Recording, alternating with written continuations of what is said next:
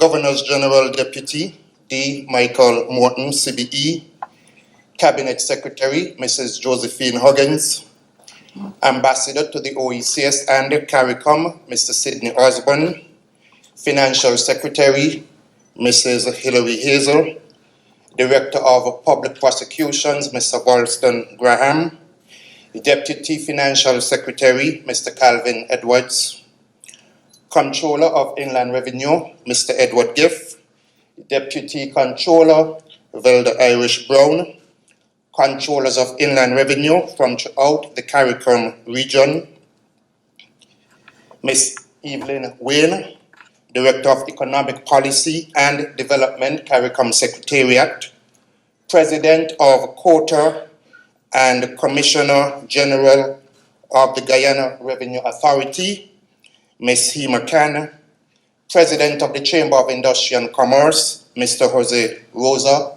distinguished ladies and gentlemen, media personnel, good morning to all.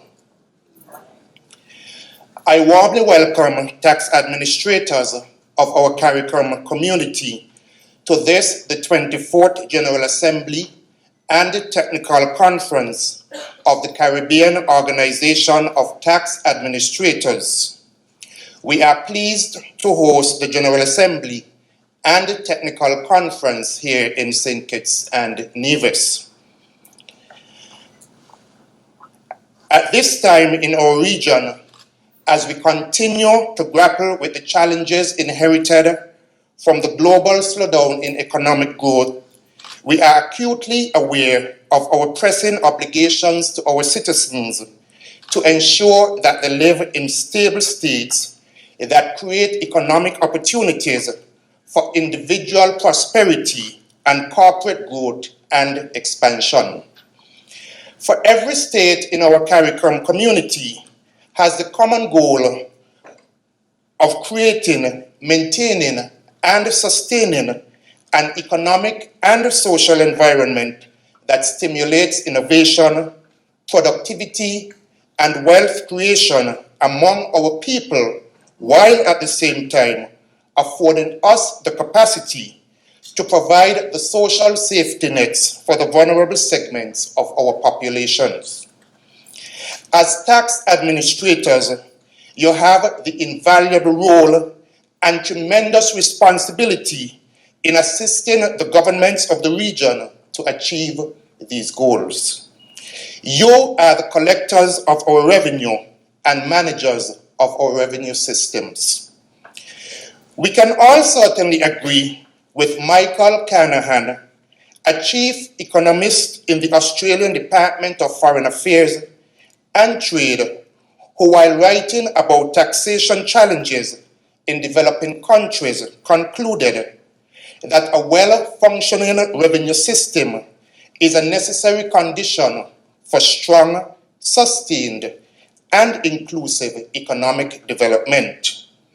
Our revenue streams fund the public goods and services that we consider that governments should provide for the citizens of the state, services that our people expect and that we believe they deserve. It is this revenue that provides for health and education, safety and security, transport and communication, and infrastructure and social safety nets. The tax administration itself can be regarded as an intangible infrastructure that facilitates the economic business of government. Carnahan puts an interesting perspective and additional value on revenue. To him, it was more than funding. He considered it a central element in supporting a strong relationship between citizen and state that underpins effective, accountable, and stable governments. At this time, we are aware that in the Caribbean community, the base of our economies differs among the member states. We are aware that for some of our economies, the the major source or sources of revenue have been affected by low commodity prices. Some have been affected by international pressures on novel sources of income, and all of our economies have been negatively impacted by poor performance in international economies in which our markets are located. Even as we overcome old obstacles, we see new uncertainties emerging. Britain, which was our major trading partner in Europe, now prepares to leave the European Union. Growing protectionist attitudes to trade seem to be replacing the free trade agenda as a new United States administration is signaling a change in existing trade policies and trade agreements. The new United States tax reform policy of the US having one of the lowest corporate tax rates in the world could eventually eliminate our offshore financial sector and threaten one of our valuable revenue sources. The difficulties of the loss and reduction of correspondence banking relationships also challenge the smooth functioning of our international trading activities. Although we consider that the financial crisis has passed, the impact on our regional economies remains significant, as Clutterbeck, writing in an IMF working paper reviewing tax reform in the Caribbean, expressed the view that the aftermath of the financial crisis is still perceivable in the region, with a negative effect on large taxpayers' turnover and profitability. As the lingering effects of the crisis impacts the profits of our larger corporation tax clients, then it clearly impacts our revenue collection. It is important, therefore, for us,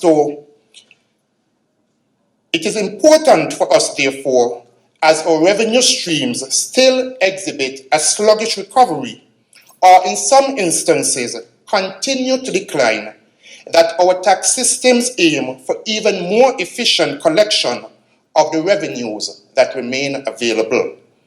We have undertaken major reforms in our tax administrations, especially the introduction of the value-added tax in several member states. While others have more experience in administering the VAT, some countries have only recently adopted this new tax. The General Assembly gives to you, its administrators, the priceless opportunity to share experiences across the tax administrations of the region. Experiences that may strengthen the work of your colleagues, not only in relation to the VAT, but as regards collection of the varying type of taxes and the means of obtaining compliance of your clients. It is an opportunity to discuss challenges and to offer existing solutions. It is an opportunity to develop initiatives together and make recommendations to policymakers. As tax administrators, we must pay keen attention to our rankings in the World Bank Doing Business report. As a region, we must strive to ensure that we are open for business. This means that our countries must have an economic framework that attracts and retains investment that generates growth, creates jobs, and makes a significant contribution to the public finances. Facilitating this ongoing investment rests not just on the attractiveness of the tax system, but also on the certainty, stability, and predictability of the operations of its tax administrators. In short, the relationship between business and the tax administrators is fundamental to the appeal of the Caribbean as a place to do business. This means we must become more customer-centric in our operations, balanced by greater application of risk management in our practices. As policymakers, we are aware that reform encompasses far more than the introduction of new taxes or the repeal of old taxes, or even the reintroduction of taxes once abandoned. We are aware that tax reform is an evolutionary process that will require resources. It will require legislative changes and technological assets, training of our administrators, and education of our public as we seek to modernize the tax administrations and improve their capacity and capability. Our present financial and economic situations create additional challenges as we attempt to move forward with an integrated and holistic tax reform agenda. However, we are incentivized by the realization that all of our efforts will yield higher returns of revenue and the overall goal of developing our economies and our citizens. I applaud the commendable goal of promoting voluntary tax compliance and cooperation as expressed in the theme of this General Assembly and Conference. I agree indeed that it would represent a paradigm shift for both administrators, and especially their clients. Setting high expectations often results in excellent achievements, and we in the region also strive to accomplish the international standard of public sector tax profession. I know that as practitioners in your field, you understand and appreciate that any achievement of voluntary compliance relies to a large degree on the quality of the interaction between you as the administrators and your clients. The Canada Customs and Revenue Agency, in discussing the roles and strategies of tax administration in developing countries, highlighted 4 values to guide the tax administrator's interaction with clients. These were values expected to assist with voluntary compliance. I want to draw your attention to these values. Integrity. Treat people fairly and honestly. Professionalism. Act with dedication and skill.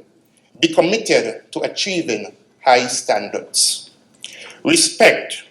Have respect for clients and colleagues. Act with courtesy and consideration and be sensitive to the rights of individuals.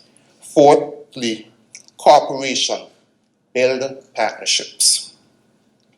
I urge you to regard these as essential guiding principles which you can utilize to create the trust and respect necessary for accomplishing the goal of voluntary compliance and cooperation. In fact, they should underpin your work as administrators. This meeting is an opportunity to build partnerships with colleagues, but you must also build partnerships within your administration, with your stakeholders, with business organizations, and with other related government agencies and departments. These principles remind us that it is best that we do not regard tax administration or our tax clients with an adversarial perspective. The principles remind us that as difficult as the job of a tax administrator can be at times, that it would be wise to develop the intuitive skills and sensitivities to gain the support and cooperation of your clients. Your stated aim is for cooperation rather than confrontation. As experts in the field, you have the additional role of being an educator. Your processes may sometimes intimidate your clients, the taxpayers. Some of your reforms may target simplifying processes, but in the meantime, you expect guidance presented with patience. Your expert guidance presented with patience can win you more cooperation. Your work provides the platform for our economies. We appreciate the value and contribution you make to our economies and to the citizens in your various administrations and throughout the region. I therefore wish you fruitful and productive deliberations and conversations. Thank you. Stay up to date with news, programs, and activities of the government with SKNIS. Like us on Facebook. Listen to us on SoundCloud.